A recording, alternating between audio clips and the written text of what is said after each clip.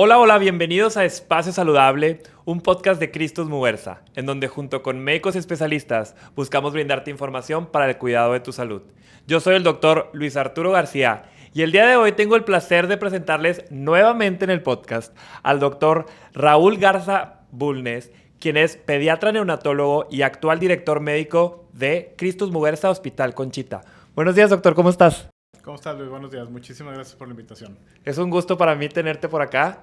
Gracias. Yo sé que ya has grabado otros episodios y pues nos toca platicar de otro tema, ¿no? Que impacta a la población pediátrica, que es el regreso a clases, Okay. ¿no? Y pues quisiera iniciar esta charla. ¿Qué se presenta en la consulta de un pediatra en el regreso a clases? Muy bien, Luis. Pues lo que veíamos quizá antes de la pandemia era que el periodo de verano pasábamos como que la cuestión de enfermedades infecciosas y eso muy tranquilo en ese aspecto. Y en el regreso a clases, normalmente con el regreso de los niños a las escuelas, los colegios, los kinders, etcétera, y la convivencia nuevamente fuera del núcleo familiar, vamos a decirlo así, pues generaba otra vez un incremento en el número de infecciones, generalmente o respiratorias o gastrointestinales, que son las más frecuentes en los niños, y que luego tenían su repunte en el periodo de otoño e invierno. La pandemia vino a trastornar toda esta cuestión, ¿no? La población infantil, la población pediátrica, pues estuvo recluida prácticamente 2 años en la pandemia.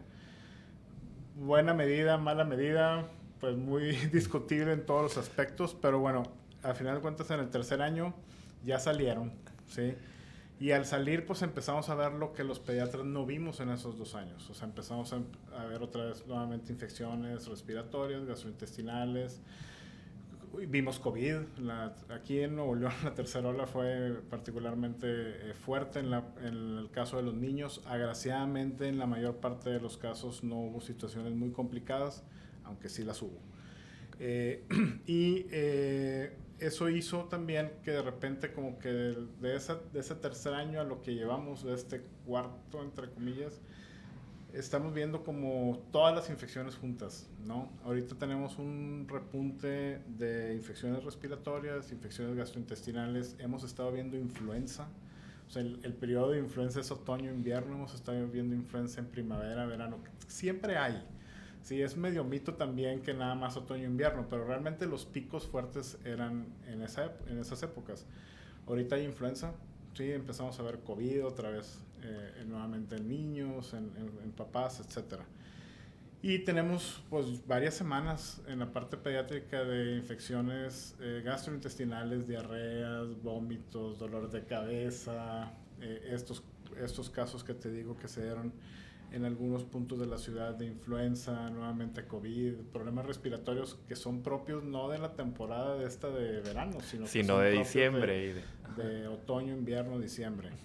Entonces, ¿qué va a pasar en este regreso a clases? Pues no sabemos. Ahorita estamos viendo como todo junto, ¿sí? Y bueno, siempre esperamos los pediatras un repunte de este tipo de problemas al momento en que regresan a convivir, ¿no?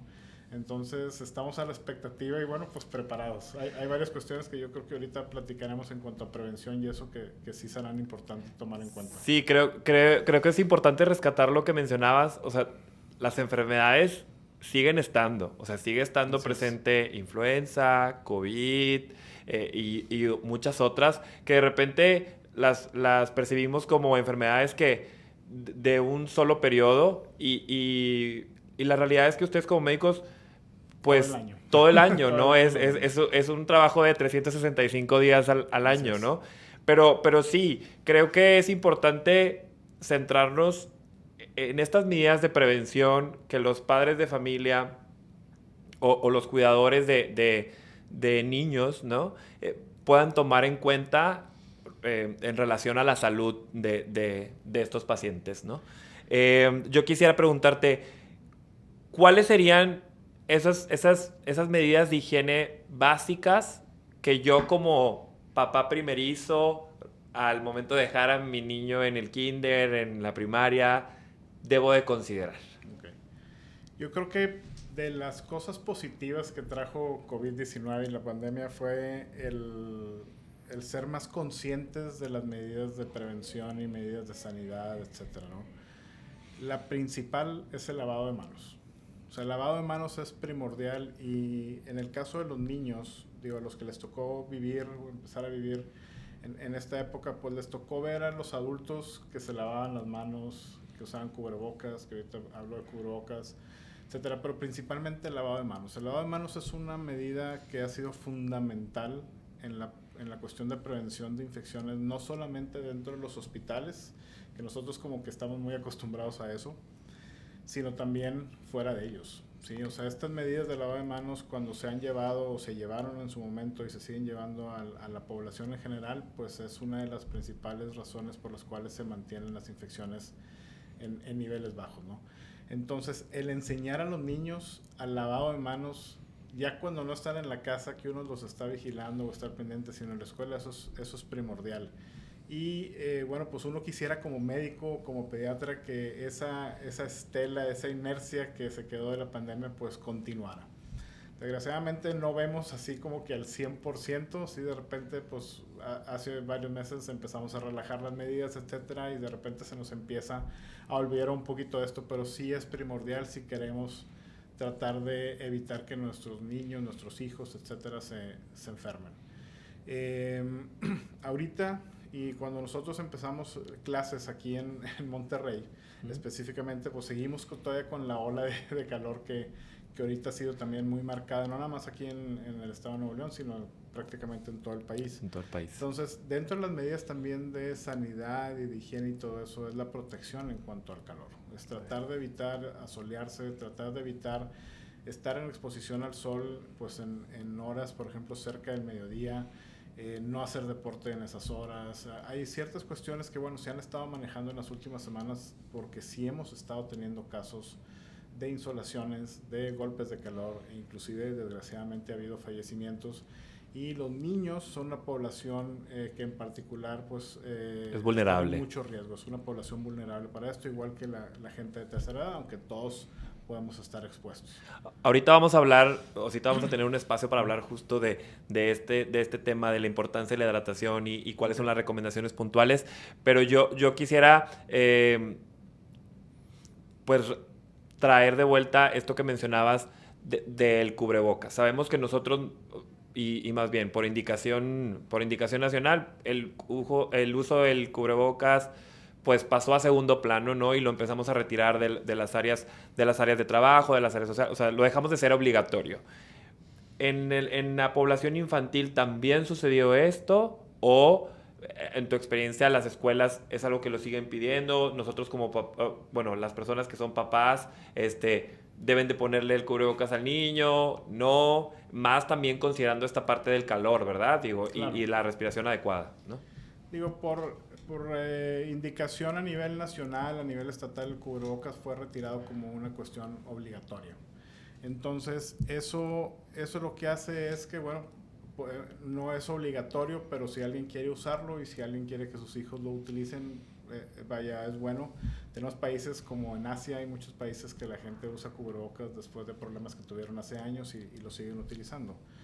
Entonces, realmente el cubrebocas fue una medida que nosotros consideramos que sí ayudó mucho a la contención de casos de COVID en el aspecto de esta pandemia, pero que también en la parte del desarrollo, ya hablando específicamente de los niños, pues resultó un poco contraproducente, y voy a hablar del lenguaje, ¿sí? O sea, los niños chiquitos iban al kinder, a la estancia maternal, etcétera, y ellos traían cubrebocas, las maestras traían cubrebocas, y no había no había una visualización realmente de lingüística, de la lingüística de los movimientos, etcétera. Son situaciones muy particulares, digo, que se pueden detallar, pero hay cuestiones que sí definitivamente, digo, protegimos muy bien por un lado, sí, yo fui pro cubrebocas. O soy en ese aspecto, pero por otro lado, pues ahora estamos enfrentándonos a una situación en cuanto al desarrollo de muchos niños y tenemos que atender esa cuestión. Actualmente no es obligatorio, ¿sí? Seguimos viendo en las escuelas que hay niños que lo llevan, pues digo, eso es muy respetable y yo creo que eso va a tardar en quitarse. Es como uno en la consulta, pues de repente sí lo usas. Yo traigo colgado uno. ¿sí? Okay. Y si lo uso, si voy a ver a alguien con algún problema respiratorio y eso, pues yo también me quiero proteger, así como yo quiero proteger a mis pacientes y quiero proteger a mi familia. Entonces, es cuestión de cuidados. Okay. Ahora, platicábamos mucho en ese aspecto del cubrebocas de que a lo mejor siempre debimos de haberlo utilizado en ciertos casos y no lo utilizábamos, sino hasta que se vino este problema. Entonces, yo creo que no se va a quitar al 100%. Yo creo que vamos a seguir viendo gente, niños que lo utilizan porque los papás desean así que lo desean. Utilizando, y eso hay que respetarlo. O sea, esa es cuestión, esta pandemia nos trajo también una cuestión de hay que respetar ese tipo de situaciones. Así como uno respeta cuando ve a gente, te digo, a población de países asiáticos que ellos se acostumbraron a utilizarlo, pues uno... Hay que respetar los diferentes entornos, entonces, ¿no? pero ahorita no es obligatorio. Muy bien. Voy a volver nada más un poquito a hacer énfasis en el lavado de manos, porque más que cubrebocas, el lavado de manos sigue creo que es mucho más importante. O sea, nivel de importancia para todo el público que nos está escuchando, el lavado de manos, ¿no? Prevención de higiene, lavado de manos. Si su hijo no se sabe lavar las manos, importante enseñarle y que se lleve ese aprendizaje para compartirlo con sus compañeros de clase o hasta con sus maestros, claro, ¿no? Y bueno, en esta preparación rumbo al regreso a clases, el tema de la vacunación, ¿qué rol juega? ¿Cuáles serían ese checklist de cartilla de vacunación que los papás deberían de tener pues al día o al pendiente? ¿Cuáles serían esas recomendaciones que nos podrías dar? Sí, pues la vacunación también es fundamental en la prevención de este tipo de enfermedades o de infecciones. La vacunación ya desde antes de la pandemia, si uno revisa las estadísticas de vacunación en niños o en población en general, porque también hay vacunas para adultos, iba cayendo, ¿sí? Y la pandemia lo que nos trajo con todas también las discusiones, etcétera, de si la vacuna de COVID si es buena, si salió rápido, etcétera, de repente sentimos que aumentó un poco también el número de personas que empezaron a preocuparse de si realmente las vacunas se hacen bien, etcétera, por toda la información o desinformación que resultó la vacunación de por COVID, redes sociales, claro, a partir del COVID. Entonces sí hay una preocupación real el completar los esquemas de vacunación, bueno, en este caso específicamente en los niños, porque no los tienen completos. O sea, el mayor porcentaje de niños no tienen sus esquemas de vacunación completos. Y eso lo que hace es exponerlos, no nada más a ellos, sino también a los miembros de su familia, a tener este tipo de infecciones que por otro lado, pues pudiéramos prevenirlas gracias a la vacunación. Entonces, de hecho, es una de las recomendaciones en esta cuestión del regreso a clases de la Academia Americana de Pediatría. Ellos dan 3 o 4 recomendaciones así muy puntuales. Y una es, pues, las medidas de higiene que ya platicamos ahorita. De estas surge la cuestión de la vacunación, ¿sí? Entre ellas también, otra de las recomendaciones es poner un énfasis en la cuestión de nutrición, una buena nutrición.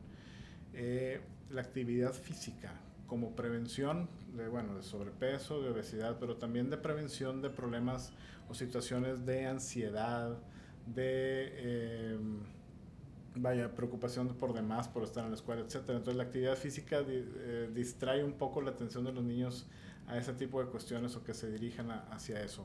Entonces son nuestras recomendaciones, pero sí, la vacunación es una recomendación fundamental. El checklist es nuestra cartilla de vacunación. De acuerdo a la edad, lo que dice la cartilla es lo que deberíamos de tener. La cartilla mexicana es una de las cartillas a nivel mundial más completas, ¿sí? Tiene algunas vacunas que todavía no aparecen ahí en la cartilla, pero que pues en nuestro país, en nuestra ciudad, no en el sector salud, sino en el medio privado es fácil conseguirlas para poder aplicarlas a los niños. Entonces, bueno, pues la idea de uno como pediatra es que un paciente de nosotros tenga su esquema de vacunación completo para su edad para tratar de prevenir esas infecciones. O sea, no habría excusa de por qué no podemos tener una cartilla de vacunación completa, exactamente, ¿no? Y creo que tocabas varios temas que vamos a ir desarrollando a lo largo de la charla. Ahorita, digamos, me estoy preparando para que lleguen estos niños a la escuela. Y entonces, ya llegamos. O sea, ya empezaron estas primeras semanas de clases, esta interacción a las cuales ciertos niños no estaban acostumbrados por pandemia y entonces llegan y ven un grupo, un salón de 30 niños, 15 niños, con cada uno con sus diferentes personalidades, más una autoridad al frente y diferentes situaciones que me llevan a preguntar y a tocar temas de la salud mental y emocional de los niños y de lo que puede ser para ellos el enfrentarse a un nuevo grupo, Claro. a un nuevo entorno. Desde la parte de la consulta de pediatría, ¿qué aspectos debemos de cuidar al regresar o si detectamos cierto nivel de estrés en nuestros niños? ¿Qué acciones podríamos comenzar a hacer? Sí, es algo que hay que estar al pendiente. Y digo, gracias por la pregunta y por el tema. Ya antes de la pandemia teníamos un grupo de pacientes, de niños, que cuando iban a entrar a clases empezaban a tener síntomas que le llamamos psicosomáticos. O sea, son síntomas orgánicos, pero que no tienen un fundamento dentro del organismo, sino es más bien algo psicoemocional. Y bueno, ellos venían a la consulta, nosotros los revisamos y vemos que realmente no es un problema orgánico. Y pues una parte de lo que hacemos nosotros como pediatras es tratar de revisar la situación con toda la familia, porque a veces es una situación que engloba a toda la familia y bueno, si es algo que se sale fuera de nuestras manos, bueno, podemos interconsultar a esos niños o a esas familias con alguien de psicología infantil o con un psiquiatra, dependiendo de la situación. Nosotros los pediatras pensamos que la consulta de los psicólogos infantiles y de los psiquiatras aumentó. debe haberse incrementado enormemente, ¿sí? Por la pandemia. La pandemia trajo, fuera de la cuestión del regreso a clases, pues una serie de situaciones a las cuales no habíamos vivido, no estábamos acostumbrados, y que aunque todavía hay gente que piensa que los niños no se dan cuenta de las cosas, los niños se dan cuenta de todo. ¿Sí? Entonces, ¿qué empezamos a ver? Pues empezamos a ver niños preocupados. Y cuando empezaron a regresar a clases, pues sí, había niños que no habían tenido ese contacto. O sea, habían estado siempre en su núcleo familiar. Inclusive a veces ni habían tenido contacto con los abuelos, con los tíos. Ese primer año que fue catastrófico sí. en todos los aspectos, sí, sí. ¿no? Entonces, la cuestión del regreso a clases, pues implica que el niño se exponga. De repente llega un grupo, no estoy en la casa, no estoy con mis papás o con mis hermanos. Tengo a, no sé, 5, 8, 10, 20 o 30 compañeros diferentes. Voy a estar con alguien que es su maestra, maestro, etcétera, que no es mi mamá. Todo ese tipo de situaciones sí puede haber niños que las resientan. Entonces, es parte de lo que a nosotros nos llega como consulta, así de primer nivel como pediatras.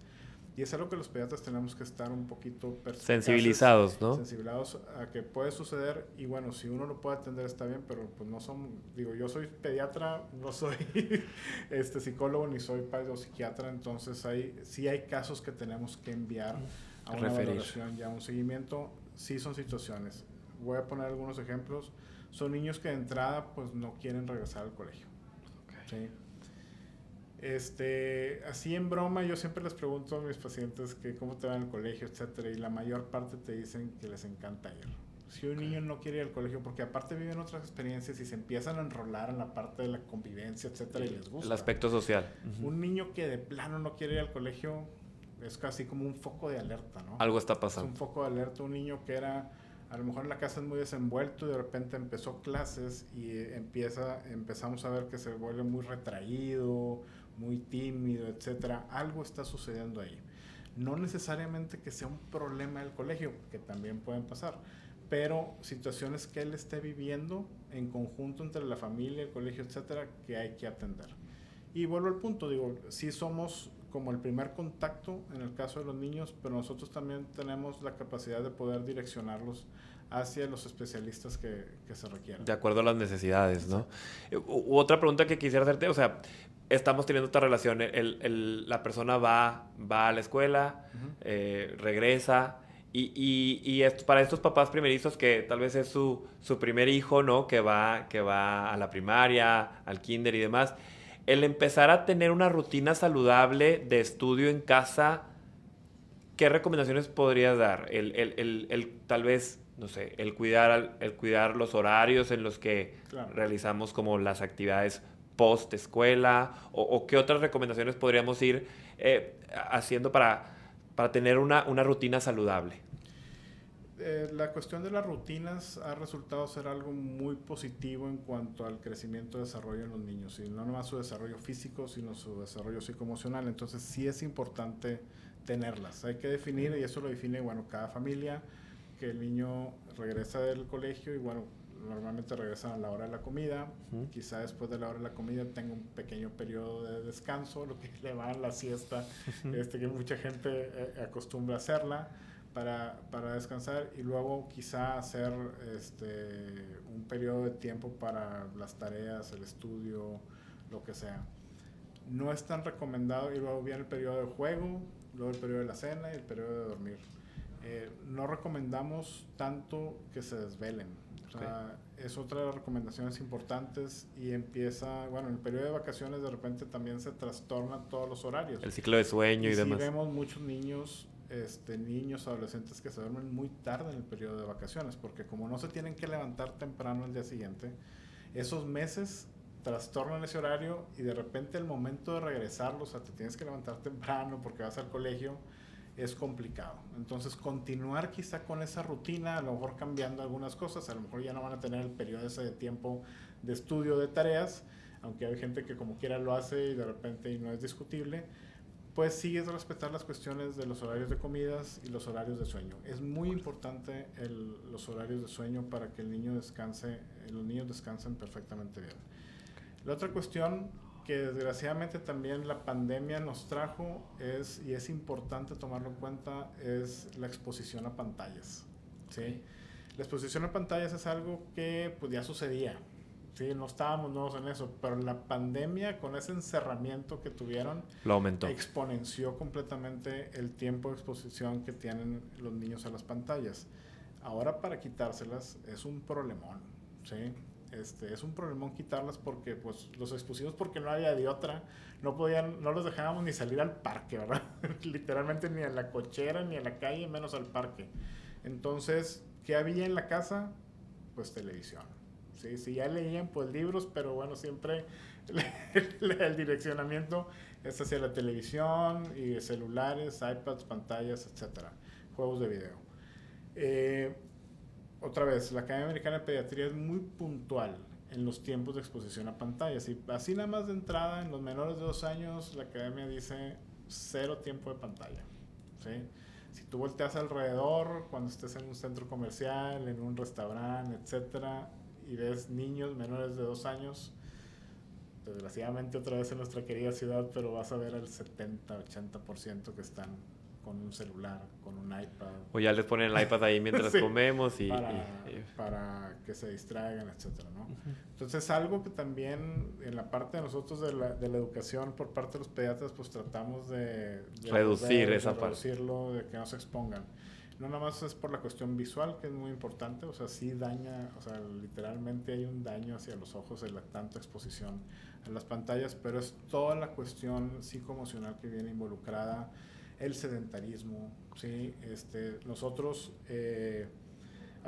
acabo de estar en un evento en donde estuvo la Secretaría de Salud, y decía, pues seguimos siendo número 1 en obesidad, sobrepeso y obesidad infantil, y bueno, pues las pantallas no ayudan absolutamente nada en ese aspecto. Entonces, la idea dentro de las rutinas de regresar a la cuestión de disminuir el tiempo de pantallas, aumenta el tiempo de actividad física, que se nos bloquea un poquito con el calor y todo eso, pero bueno, si lo haces un poquito más tarde, pues que haga actividad física, ¿verdad? Okay. O sea, que juegue un deporte, que salga a caminar, que jueguen en el parque, en lugar de estar metidos todo el tiempo con las pantallas.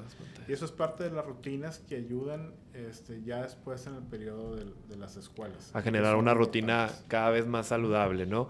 Me gustaría tocar 2 puntos más. Ahorita los mencionabas muy por encimita, pero quisiera hacer hincapié en la parte de la alimentación. La alimentación en las escuelas y, bueno, pre irnos a la escuela, en la escuela y el post, ¿no? Okay. ¿Qué recomendaciones alimenticias nos puedes dar para todas estas personas que nos están escuchando? ¿De qué directriz seguir en cuestión alimentos? Está muy bien marcado por la Secretaría de Salud. Hay un estudio que salió hace poco, que es un estudio de la alimentación complementaria o inicio de alimentación complementaria, pero que se extiende hacia niños más grandes. Que la alimentación complementaria sucede después de los 6 meses, cuando ya tienen que empezar a comer otras cosas. Entonces salieron recomendaciones a nivel México y Latinoamérica de lo mejor que es para la dieta de estos niños. Años antes hay otro estudio que primero se hizo en Estados Unidos y luego se hizo aquí en México, en los primeros años de la vida, cuál era la dieta así en general. Estoy hablando en general, no la ideal, no, lo que sí sucedía en realidad. Y bueno, uno como pediatra cuando lees ese estudio terminas casi llorando de, por ejemplo, a bebés menores de 6 meses las cosas que les dan, ¿sí? De comer, cuando deben de estar con pura leche. Entonces, estamos en una sociedad, en un país, en una ciudad en donde tenemos propensión al desorden alimenticio, ¿sí? Al desorden en cuestión de nutrición, y sí hay que regresar a esa parte. Es algo primordial en la salud de los niños, la cuestión de nutrición. Y bueno, las escuelas ayudan e influyen mucho en eso, ¿sí? Empezó a haber hace unos años también por parte del gobierno a nivel federal, a nivel estatal, medidas para tratar de ordenar las escuelas en cuanto a lo que vendían, vamos a decir, las tienditas, o a lo que daban a la hora de dar el lonche, por ejemplo, en los kinders o en las escuelas donde se quedan a comer los niños. Y que en lugar de estar dando comidas que son hipercalóricas, vamos a decir, pues tener menús, tener planes alimenticios que estén valorados por gente, por nutriólogos, nutriólogas, etcétera, y que sean adecuados para el buen desarrollo nutricional de los niños, y tratar de pegarle a esa alta tasa de sobrepeso y obesidad que tenemos. Somos el país número 1 en sobrepeso y obesidad a nivel infantil. Es uno de los malos récords que tenemos como país. Como país. Y nuestro estado no canta mal las rancheras, por lo que le escuché hablar a la doctora Alma Rosa hace rato, ¿no? Entonces, sí tenemos que enfocarnos en esa cuestión. Los papás no están solos en ese aspecto, ¿sí? Habemos, me incluyo porque la parte de nutrición tengo unos años que me gusta mucho, pero hay gente ya preparada, pediatras en nutrición infantil, y ahora tenemos, la verdad es que tenemos muchos especialistas, nutriólogos, nutriólogas, etcétera, en nutrición aquí en la ciudad que nos apoyan en ese aspecto. Entonces, ir con alguien de nutrición no es un problema, es una ventaja. Es una ventaja. Y una de las cuestiones importantes es que no nada más es al niño, ¿verdad? Es toda la familia. Porque lo que el niño va a comer en ese momento y en su vida futura es lo que la familia está comiendo. Entonces, pues todos le tenemos que entrar a esa situación. Entonces, en el pre es eso, acercarse. En las escuelas, pues ya están las normativas a nivel de gobierno, de Secretaría de Salud, de haber escuela, pues no puedes estarles dando panecitos y pan dulce, etcétera. Tienes que dar cosas más nutritivas. Y sucede lo mismo en el post con la casa. O sea, sí es bueno dentro de la consulta, y bueno, es algo que yo les digo a mis pacientes, pues pregúntame, si no yo te voy a decir, pero hablar de nutrición. O sea, nosotros como pediatras no nada más vemos al niño que trae gripa, diarrea, o lo pesamos, lo medimos, sino que tenemos que hablar también de la parte de nutrición, y ahí sí involucrar a toda la familia. De acuerdo. Y ahora hablando, ya estoy en la escuela.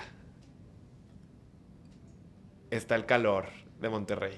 Ahorita lo mencionabas. Esta importancia de la hidratación. De qué tanta actividad física le debo de permitir o le debo de decir a mi hijo o a sus cuidadores, maestros y demás, que tengan cuidado, ¿no? con estos aspectos. ¿A qué nos enfrentamos como estado, o como zona, ¿no? Todos sabemos que Monterrey es un lugar con altas temperaturas. Y pues cuánta agua debe tomar mi hijo durante la escuela, o cuánto le debo de dejar, le doy algo más, alguna vitamina. O sea, ¿qué recomendaciones también hay en esta parte para solventar o mitigar las altas temperaturas? Sí, es importante que se estén hidratando. Las cantidades son muy variables y depende también de la actividad física que estén teniendo, porque es diferente tener un niño que está nada más en el salón de clases, a lo mejor con un abanico, con clima, etcétera, y bueno, no está en una actividad física en el sol. Pero definitivamente si es un niño que está en deportes o que está entrenando, etcétera, sí la recomendación es que los papás se acerquen con su pediatra o con su médico para hacer esa valoración de, a ver, está haciendo tanta actividad, está en tales horas, que también lo que sucedió hace unas 2 o 3 semanas cuando el primer golpe fuerte de calor fue que se suspendieron entrenamientos, ¿no? En la mayor parte de las escuelas, pues lo que hicieron fue suspender entrenamientos o meter los áreas climatizadas, etcétera. Estoy hablando en la mayor parte de las escuelas, pero sí, o sea, no se vale que tengas 40, 42 grados y que tengas a un niño entrenando entre 3 y 5 de la tarde durante 2 horas corriendo en el campo de fútbol. O que quieras tener una clase de educación física con altas temperaturas. Aunque se esté hidratando y todo, pero aún a pesar de la hidratación, te puede dar insolación, te puede terminar dando un golpe de calor. Eso va más en la parte de que tanto estuviste expuesto al calor o al sol. Sí. Es importante la hidratación, entonces sí hay que hacer esas valoraciones. Digo, las escuelas lo saben, los entrenadores lo saben y tampoco exponen enormemente, pero sí hay que estar vigilando. ¿Y hay algún tipo de fórmula o relación de tanto tiempo expuesto al sol, tanta cantidad de, o cuidar, o alguna recomendación de tiempo de exposición al sol? Tal vez, por ejemplo, los papás, voy a ir a jugar al parque porque quiero tener actividad física.